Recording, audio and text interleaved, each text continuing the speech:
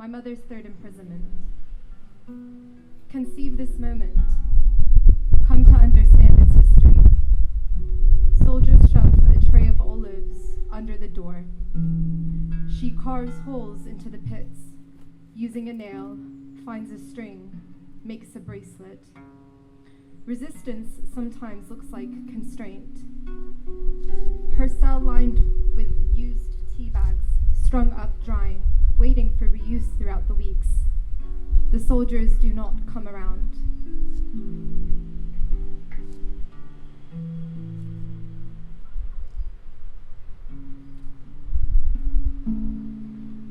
Controlled burning. Now bite hard through hollow cries in the echo chamber. Terrarium's palate cleanse, guilty conscious. Time, an inevitable landmine, explodes in everyone's face. Hope, the occupying atmosphere, grips in glass box between absence, become cacti, tree, colors, smell. Smile wide, teeth detonate. Military-funded brain crackle masterly dissects page data. And what silence? The molecules are exposed from mirrors that wouldn't have looked, that are buried deep in a sky. People negated as people. The details become obsolete. Lines dismember graves. Syllables shriek for fiction's proliferations to be drip-fed into the nation's open mouth. The other end produces a drenched flag and an interior decorated refugee camp. Collective transgressions breathe warning sirens betrayed by redemptive light. Hands are zipped forward to batons that break spines, bonding God in uniform. Top and lower mandibles disengage articulate forces from their area. Clashes replant in various soils. Detentions administer breath as the middle finger holds down on the letter D. Buffer several decades to demonstrate the inevitable flow of expulsion necessitated by the albatross that hangs on an already snapped neck. Step forward and point index finger to the middle designation. Uzi sweep terra firma from optical witnesses. What isn't there cannot be removed. Enduring an exclusion cements democratic participation. Civility transposes onto connection as the face flap opens to yell a declaration. We will do it to you again. Independence is a prickly puncture to the esophagus that propels arms to right from X with love on artillery to be dropped on the neighbors. Pauses in the decision do not erase the onset symptoms. It's a bullet stuck in one ear that was meant to come out the other.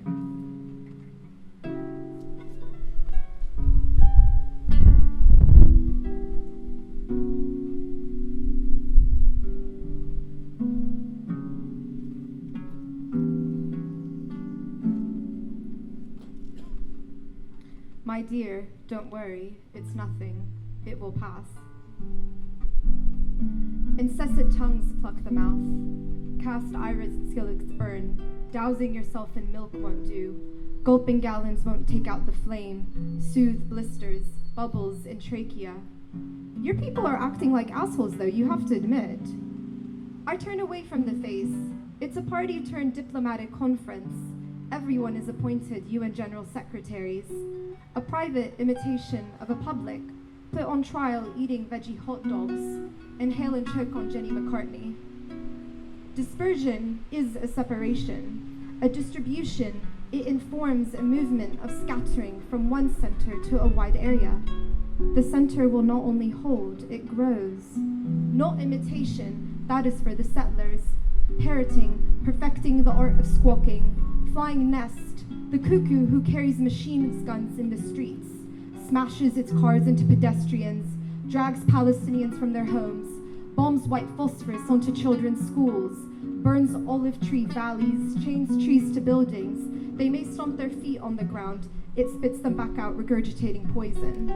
A colonial masquerading, hearers of the text and failures of thought. The text is meant to imitate something they don't believe was ever in existence. A ghost, a specter, is their blueprint, A to B. We, give flesh to the void in their imaginations.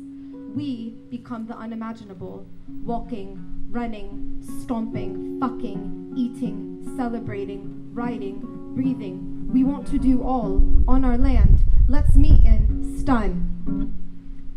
The flash momentarily triggers all cells in the eye that respond to light, blinding it for about 5 seconds, forcing it to see an afterimage that threatens vision. The amount of volume induced by the detonation also creates temporary deafness and unsettles fluid in the ear, bringing about a loss of balance.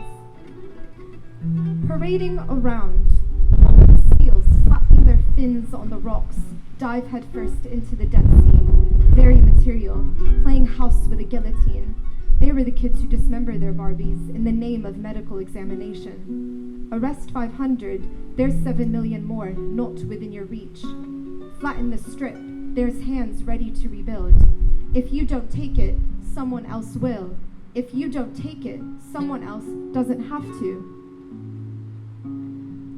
Newton's first law of motion. An object at rest stays at rest, and an object in motion stays in motion, with the same speed and in the same direction, unless acted upon by an unbalanced force. Objects keep on doing what they're doing.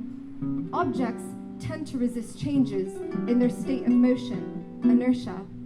Structures do not come to a rest, do not come to a stop, unless a force greater than itself makes it stop, makes it crumble, makes it come to a grinding halt. Colonial inertia. Properties of matter, matters of property. If I don't steal it, someone else will. What happens when there is no agreement? For the contract does not want you out of the house. It wants you out of the country. And even when you're outside of the country, everything you embody is backwards, not right, a threat. Tenancy is not just for a house, it is an existence. Why are you still here? It carries me with it wherever I go. It follows. The specter, tenancy, requires contract, requires ink, requires paper, requires dates, signatures, constituted clauses, subclauses. Living in a place requires proof that you belong to that place, and the subclauses prove your worthiness to inhabit the space. This is not tenancy, this is inheritance, and you, landlord, settler, state, need to remember whose fucking land you're on, whose house you encroach onto. You will be reminded. Keep your signs claiming, stay out, hung on the door of a home built by the hands of those you deny real. Your subclauses mean nothing in our courts. We operate on a different set of laws, threaded by language beyond your reach. Walled off, shut out, is where I'd like to see you.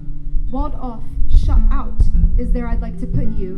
In your place, in the dark, with a copy of your contract. I dream incessantly of the old gate. Its faded stone smooth with jagged bits, carved into the walls, soldiers lined up by the hundreds. I walk through the old market, filled with its vendors, remembering the time my mother accidentally knocked into a stall. Hundreds of plastic cups clanging onto the ground, splaying out like an overenthusiastic tea time. From the entrance, you turn left into a short, narrow corridor. 50 soldiers are positioned on the right shoulder of the corridor in a ground watchtower. Small shops crammed next to each other, wines right, open to the sky. Path expands, ceiling removed. 2 stone lanes rolling out from the mouth of the opening, supporting on the perimeter Khalto selling vegetables and fruits.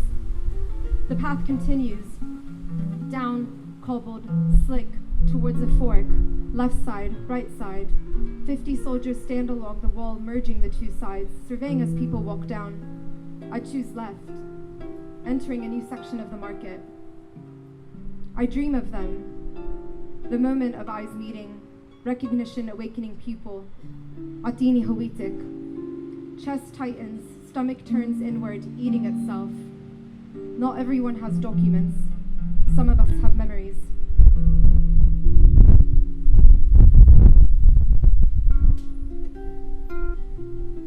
I'll be reading an excerpt from an essay that I wrote titled Suture Fragmentations, A Note on Return.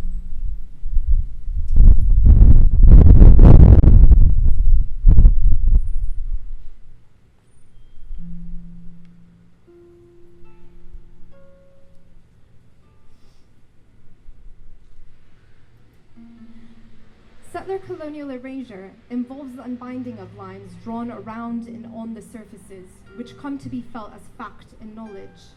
A violent, systematic, deliberate targeting to unravel what gives form to our lives. From redrawing lines on a map, constituting written, textual forms as more valid than oral forms narrativizing experiences, freezing Palestinian bank accounts, stealing literature, films, and images, to home demolitions and expulsions. Israeli settler colonialism, like other examples of settler colonialism, embodies how colonial state-building practices relies on the literal and aesthetic reorienting of the indigenous.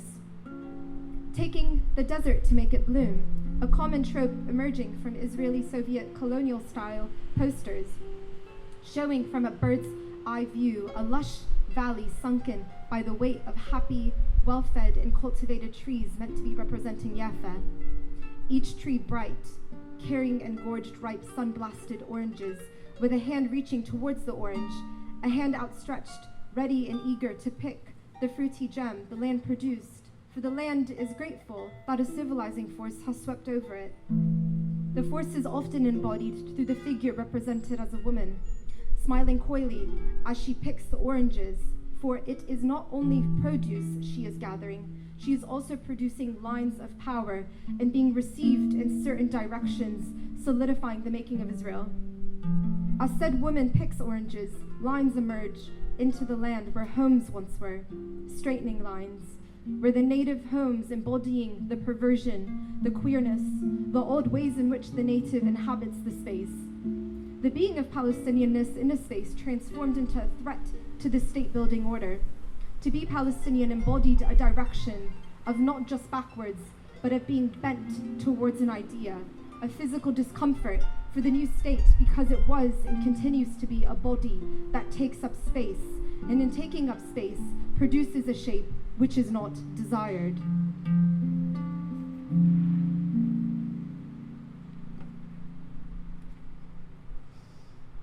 Return is an embodiment of labor and work. Who is taking it upon themselves to ensure return emerging? Writing this is a form of labor. I'm suggesting returning can be and is composed of such matters, such labors at hand. There's a question of the value of looking at these navigations at all, especially to return. The value of tensions, unfurling them, matters, for behavior matters. Returning is not a matter at hand that should be brushed off, taken to others' hands, who will bring forth returning as a commodity, which presented by hegemonic powers is changed into something transcendent. Walking through Ramallah in spring 2019, underneath construction and buildings, increasing in height by the year, positioning visions of Prada and Dolce & Gabbana, conveniently located underneath luxury flats. Futures front and center to pedestrians whilst the leadership keeps billboards than the people or streets themselves. These are affects brought forth from the non-queerness of this world. Couture shops able to exist more easily than the very people who've been there for centuries. A disorienting touch, senses of fugitivity. I'm gripped in wanting to not be right side up if this vision is what is meant to be the linear, perceptible path.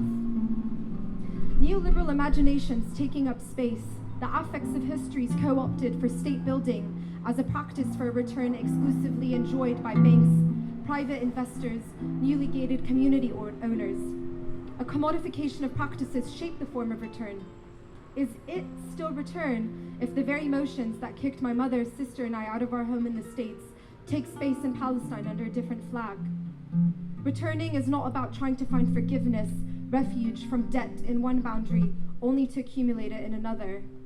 Returning is not about showing solidarity for blackness in one place and language, only to arrive to another and allow those very poisoning anti-black articulations and gestures to proliferate in a different tongue. Return is not something separate from our contact with others. It is a shape made by our relationalities.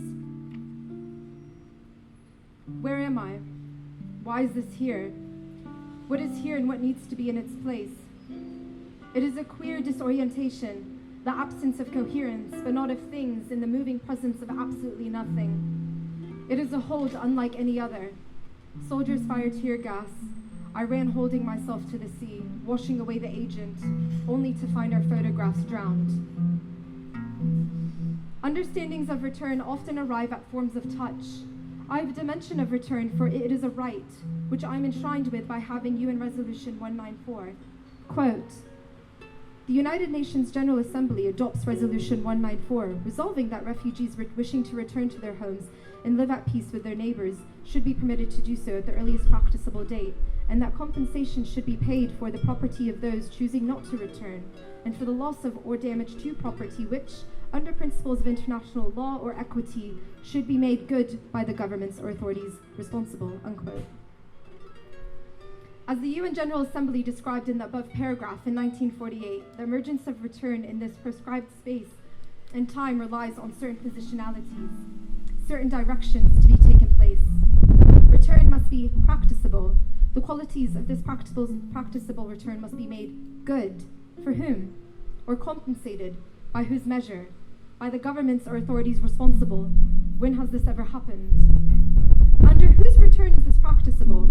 Nonetheless, refugees is left completely unformed, one-dimensional, static. Return emerges as a stack of bones in the corner, swept aside, out of sight, out of mind. Where is return in any peace process resolution, other than the nuisance it presents itself to be? The insect on the ground of your kitchen floor scuttling away with the corner of your favorite Independence Day cake in your mouth. What position does this interpretation, this practice, this linear straight suit-making return leave us in? This isn't to dismiss the dire necessity of this dimension of return needing to happen, a physical return, especially for those who are experiencing forms of limbo for the last several decades. I know all too well the number of spaces my blue USA passport allows me to breezily walk into. Entering the United Kingdom, where I currently reside, the borders become more insidiously porous through technological aesthetic data harvesting methods. No more do I oftentimes meet a person to ask me where I was. I hold a document enshrined with a status which allows me to walk straight to machines where I swipe. Doors open and I walk into a different country. Buying fruits at the self-checkout in Sainsbury's can often feel like a more tedious task than the border. This does not mean I'm not in direct line of violence. It means the line I'm walking into in that moment, in that space, is extended to me in this particular dimension. Are these the forces we leave to shape return? Britain, after all, has a role in this mess. I'm set in a different direction, quite literally from others who hold other documents from other places, and the state sanctifies itself to hold these people differently. The line designed to walk within is quite literally straight, whereas people who hold other documents require more spaces, to wait, to stand, more cubicles, to show the line is not to be followed without a break, but to expect breaks, to expect deviations. For you, your body becomes the deviation. You become questioned. You become the question in of itself, which must be answered. The first curiosity always aligning with that of spatiality. Where have you come from? Thank you.